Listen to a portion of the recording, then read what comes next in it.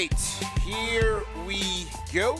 Salute to Knicks Nation on this Friday morning, and salute to NBA Nation as we have a simulcast special edition of the NBA Report simulcast with Knicks Fan TV, CP the Fanchise on the early morning grind. On today's show, hey, we got to talk about this NBA betting scandal that rocked the NBA and the sports world just yesterday. Chauncey Billups, Terry Rozier, Damon Jones, all charged in numerous betting schemes. And we're going to talk about it today with a lifelong Knicks fan, but most importantly, he covers sports business deals for front office sports, and he's our guy, Ben Horney, in the building. Hit the like button, hit the share button, subscribe to the channel.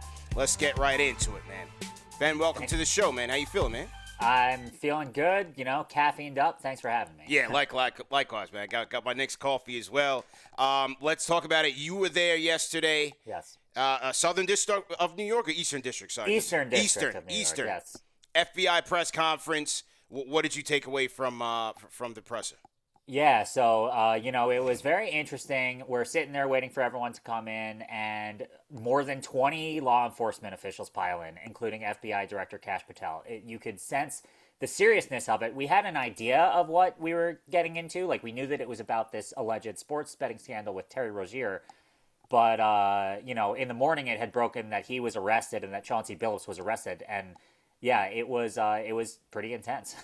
Yeah, so Chauncey's charges, right, was one from the illegal poker operation where it was identified that he and some members of La Cosa Nostra, they identified various members of the various crime families, were involved in a scheme that involved illegal x-ray machines and basically bilking these guys out of their money. One guy, according to the indictment, was bilked out at $1.7 million, right? Yeah, yes. Now, on the other hand, you have Rozier, Damon Jones, and maybe Chauncey, who might have been named as a co-conspirator in the insider information case where these former players or current players were giving inside information on injury reports, which led to inappropriate betting at the sports books. So yes. Is that how Chauncey is caught up in both of these? It's just in the beginning, I was trying to figure out how he was related to both schemes. Well, so it was interesting in the morning, before I read through the indictments, the truth of the matter, the facts that we knew was that Damon Jones was the only person who was named in both. And so it was like, okay, there's two separate investigations, one about this crazy alleged poker scheme, one about the insider info with betting stuff. And Rozier's betting, Billups is poker, Damon Jones is both. And then I read through the indictment, and, others came to this realization too. Co-conspirator number 8, I mean, is there a slight chance it's not Chauncey Billups? Maybe, but I mean, it's Chauncey Billups. They described him as he was an NBA player from, I think it was like 1997 to 2014. Then he became a coach in 2021. It lines up exactly with Billups. And then the game that they talk about in it is the Blazers. Someone involved with the Blazers gave inside info about the Blazers tanking and that Lillard and Nurkic and a bunch of other people were not going to play in this game. The Blazers ended up getting blown out by 28 in that game. Wow. That is absolutely insane. So we have now, he's been relieved from the Blazers. He was arrested yesterday. He's been released. Terry Rozier, they got him in Orlando. Was it in Miami or in Orlando hotel? That's a good question. I don't know which city, but yes, it was the team hotel. Okay. They were both arrested yesterday. So Billups and Rozier have now both been released, on bond. There was some reporting about Rozier that the judge wanted a $10 million bond. I think they negotiated it was a $6 million bond, but his house is collateral or something like that. Mm-hmm. Billups, he was wearing a brown Clutch Sports sweatshirt, which is kind of interesting. Damon Jones, this is what I'm trying to find out. It's not clear to me if Damon Jones also was released. Okay. Now, with the Damon Jones thing, not to say that his case is even more glamorized, but I think based on the indictments, the speculation is that he passed on inside information about LeBron James being absent from a game. So given LeBron James's name, I think people want to make maybe more of the story, but so far, no implications that LeBron James is involved in any of this. To be super clear on that, there's this story that Damon Jones texted one of the people involved in this scam that basically LeBron's not going to play. They didn't say LeBron's name, but again, it was like the only two players that didn't play in the game were LeBron and Scottie Pippen Jr. Scottie Pippen Jr. is not having a huge effect on the game. Right. But LeBron is not implicated at all. Yeah. Yeah. Now, what's interesting was that Malik Beasley's name has come up in these things, in and out. He was part of the investigation, one separate investigation. He was reportedly cleared. Where does Malik Beasley fall into this? Is he a part of the Rozier, Jonte Porter mix, or is this a separate incident here with Malik Beasley? So as far as we know, it is part of the same investigation. Beasley was not named in any of this, but that investigation, remains ongoing, and obviously he still hasn't signed with anyone. And if you're Beasley, or if you're any player who knows that you had anything to do with any of this stuff, right now you are pretty nervous, I would imagine. Yeah. And the one thing that is interesting to me is that what like Terry Rozier's lawyer is saying is that, the NBA already cleared him in their investigation. So, and it was a similar situation with Malik Beasley when it was like, okay, the NBA cleared him, but he may not be out of the woods just yet. So what do you make of the NBA, quote unquote, doing their due diligence and saying these guys are okay, but then the Fed saying, hold on one second? Yeah, so that's another really interesting aspect of this, and we at Front Office Sports are trying to get the NBA to talk to us about, like, what was their investigation, because it is kind of odd. But at the same time, I want to say this, because this is something else that I'm going to try to look into today. The question of how strong is the actual criminal case, specifically against Rozier and then even Billups, it's certainly explosive, right? And obviously they were arrested. It's no small potatoes thing. But in the indictment, there's only one game that they talk about with Rozier. Now, there was the evidence that he texted with his friend, that his friend was involved pretty heavily, that they counted the money at Rozier's home. But if there was only evidence of one game as an example, I mean, is that going to hold up when it gets to a jury? And so we just, we're interested in trying to find out what other evidence was there against Rozier. Really explosive, but when you really look at the details, you go, all right, it's not like they had 10 games that he obviously threw or whatever. From the NBA side, have they commented on things? Has a spokesperson said anything? Are they worried that this is more than just an isolated incident? Could this be more of a systemic issue? What do you think? So to this point, they've said, that they're looking into this, and I mean that's all you can really do at this point. Yeah. What's interesting to me, I actually asked this question at the press briefing. I asked if the NBA cooperated, and the guy said yes, the NBA cooperated with the investigation, which is great. Obviously, they should. But to your point from a minute ago, the NBA did their own investigation. What did that look like? Why were they able to clear Rozier, but then also be cooperating with this investigation? Like, what happened there? And then the other point that I want to make, this is also interesting, the Kawhi Leonard aspirations situation, right? Number one, is that going to be drowned out by this scandal? Pablo Torre had said that the defining scandal of Adam Silver's tenure is going to be this Kawhi thing. I don't know. It seems like sports betting is going to be the defining scandal of Adam Silver's career. And so the question is, the NBA hired this like high-powered law firm to look into the Kawhi situation, Wachtell Lipton. I'm not sure. I'm not going to say that they didn't hire outside counsel to look into the Rozier thing, but I'm not totally clear on that. So like, it's kind of an important detail. Did they do that? Did they just run their own perfunctory investigation? What are the details there?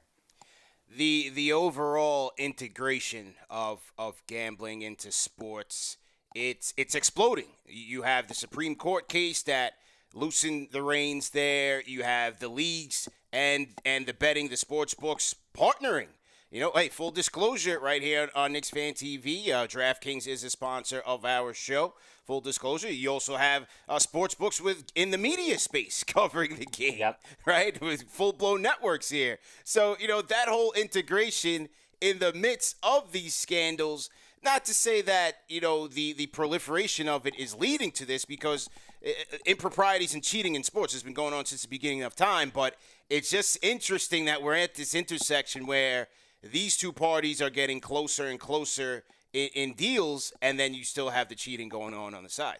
Yeah, so another kind of notable fact here, someone else at the press conference asked, so the sports books, which were not named, they didn't say which sports books these bets took place on. They were described as victims here. So it was described as though like they were basically cheated as well by this scandal. The question was whether the law enforcement are concerned that a jury might not be able to find, let's say FanDuel and DraftKings sympathetic when it comes to trial. That remains to be seen. But yeah, to the point, I mean, guardrails need to be strengthened here, right? You cannot have a situation where you're wondering if a guy took himself out of the game because he has a secret bet going on. And, Rozier, him and Beasley are probably the most kind of notable players so far. Like Jonte Porter banned for life. He's not Michael Porter. It was kind of able to be not brushed under the rug, but it wasn't like as huge of a deal. But as you start to get bigger names involved in this, yeah, it's a huge deal and it raises questions. It's hard to put the genie back in the bottle, though. Betting is here. People like to bet. Yeah, I do wonder what type of internal controls teams will look to implement and improve on, because look, we see it all the time. I mean, we lead up to these games and the lines are changing, and then all of a sudden you find out, oh, so and so's not playing, right? So and so goes from doubtful to at the game. It feels so manipulatable, however you say that word, right? Like, especially if you're one of the players in the game. And to your point, I'm not sure what you do, because how do you stop someone from saying, I keep using this example, that they got a leg cramp and that they can't play? I mean, it's hard to do.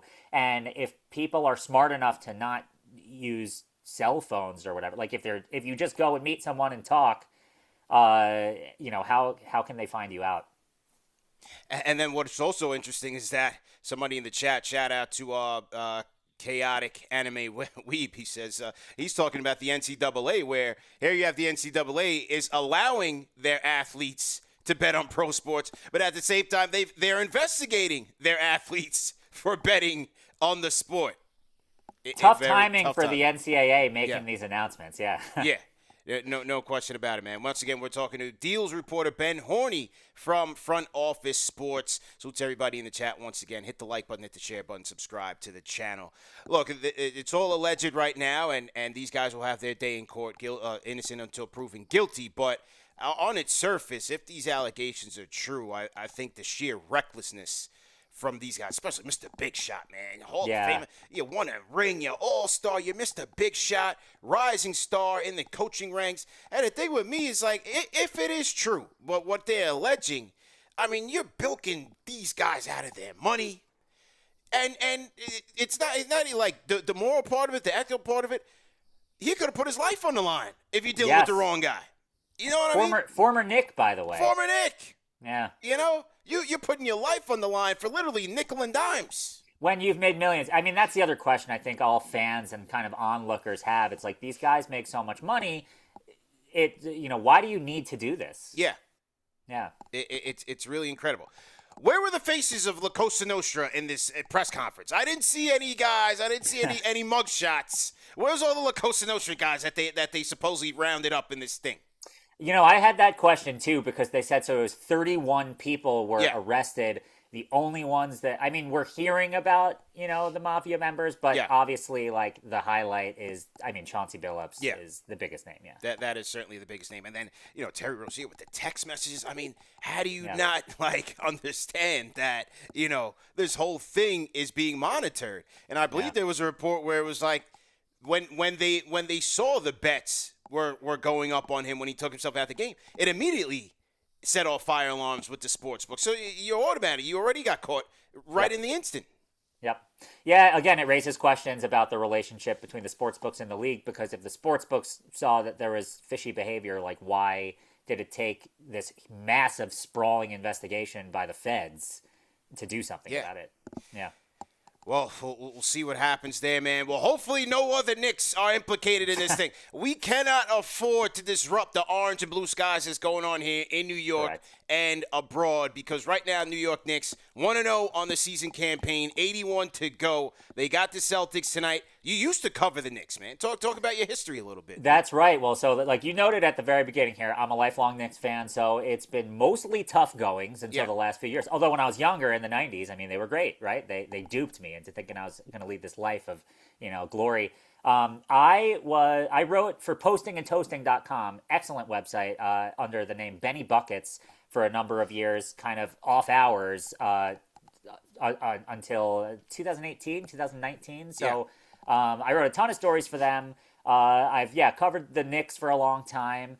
And the Knicks are in a great spot right now. I mean, it's hard to think of a team that really you're scared of unless the Knicks face health issues, which unfortunately they immediately have with Mitchell Robinson and Josh Hart, and then even Anunoby was questionable before Game 1, although he looked good.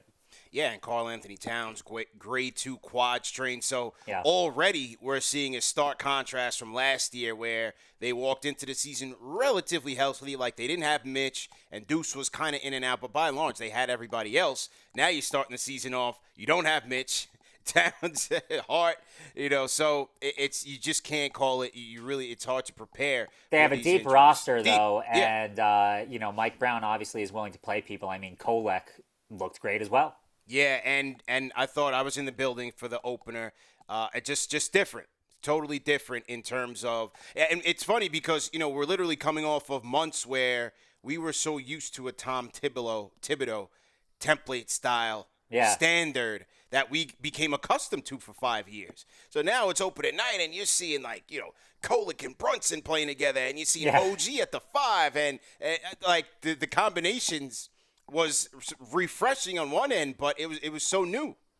It's interesting, I think a lot of Knicks fans loved Tom Thibodeau for good reason. He put us back on track.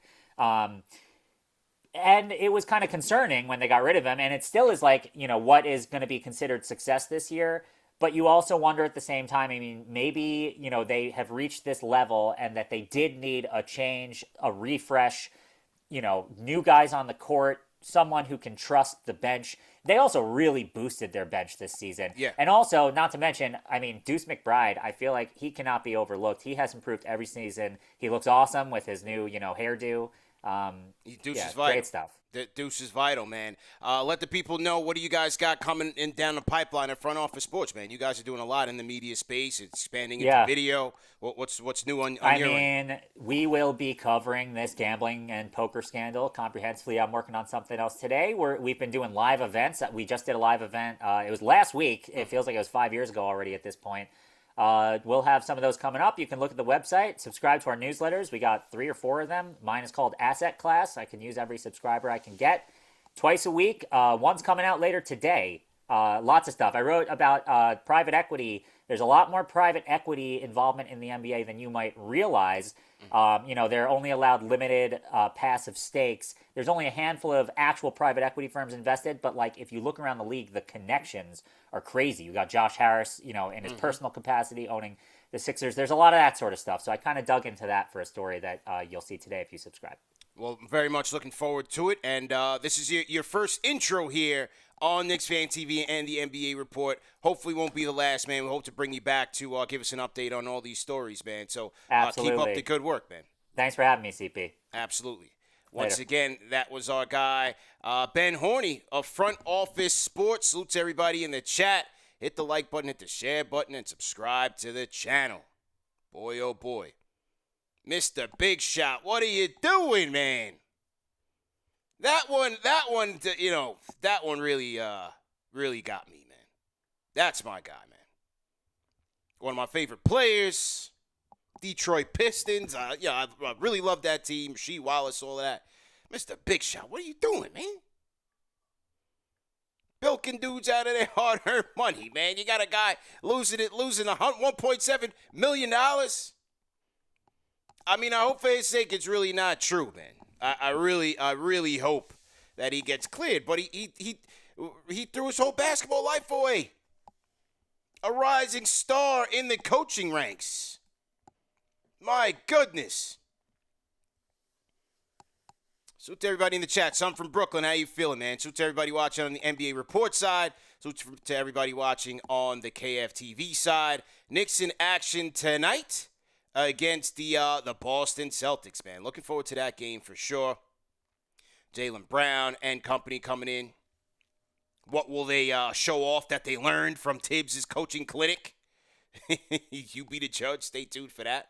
I think that'll be funny. If you guys need tickets for tonight's game, man, head over to SeatGeek. Use our code KFTV10 for 10% off your order. SeatGeek, the #1 rated ticketing app and the official ticketing app of Knicks Fan TV. SeatGeek is very easy to use. Whether you download the app or you go to SeatGeek.com, when you search for the Knicks games, make sure you are looking at the green dots. The green dots mean they rate the deals from like amazing all the way to good. So like amazing is basically an indicator that this deal is the best bang for your buck for your money. You're getting a good deal. It's not marked up too high, and that's a good deal for you. Now the red dots, those are the ones that you might want to stay away from unless you're like really desperate to get into the building. All right. So always try to follow the green dots, and that is my word of advice to you. But you're always going to find good deals on SeatGeek. Once again, use our code KFTV10.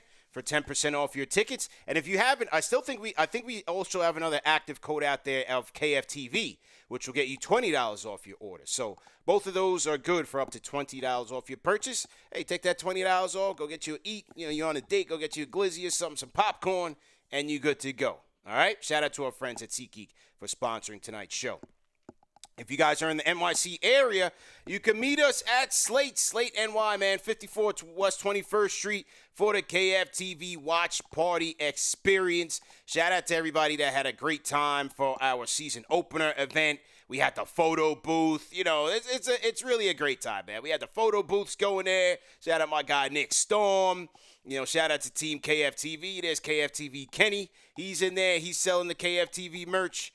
So everybody had a great time for the opener. We will be there. Get your tickets, KFTVWatch.com or at KnicksFanTV.com to make sure that you guys are getting your tickets. Okay? All right, what else we got here? That's the situation. We had to do this show a little bit earlier, man. We got an extremely packed day, a very busy day, man. Who's coming to the show? Our guy Luis Guzman. Luis Guzman is coming to KFTV, man. So I got to get ready. I got to hit the barbershop, get chopped up, then hit the studio, holla at Luis Guzman. We should have that episode up probably on Sunday. And so make sure you guys are coming out to that. Sunday, you guys know we will be down in South Beach for the Miami meetup pregame, Knicks versus Heat, and then we will be going to the Knicks versus Heat game. So for those of you in the 305, the South Beach area, meet us at Black Market Bayside. Black Market Bayside, 401 Biscayne Boulevard is where we will be for the pregame festivities. And then we will hit the game. All right? The Shells, I see you in the chat, man. Shells, salutes you. The Glockster, he said, imagine FBI comes to arrest Mitchie. I would be sick. Yeah, man. Hopefully no more Knicks. No Knicks in there. Gilbert Arenas is a snitchy. Yeah, he is a snitchy. For some reason, Gil's like playing that whole thing up. He's a very weird guy. Very weird guy. He's a very weird guy. Vega, I see you in the chat. Salute, man. Salute, man. Jordan Sherrod, I see you. Son from Brooklyn was in the building. Big Daddy Gio. Salute to Gio. Definitely appreciate it, man. Okay. All right, so, yeah, that's pretty much it, man. We'll be back today for play-by-play. Of course, CK2K on the call for play-by-play. And then post-game live, myself, CK, and Alex will be here rocking with you guys. Knicks versus Celtics, your key takeaways. We want to hear it all. Make sure you guys tap in with the #1 show for the fans, by the fans. Salute to everybody watching on NBA Report. For my KFTV guys, make sure you head over to the NBA Report side of the house. You know we have 2 channels on the network. Head over to the NBA Report and make sure that you guys are subscribing to the channel over there. And once again, salute to the Replay Gang. Remember that these shows are available in audio podcast format. And enjoy the weekend, everybody. Looks like another beautiful day here in New York in the tri-state area. Hopefully it's the same for you wherever you are at. Remember, man, stay positive, stay blessed, and we'll catch up later. Peace.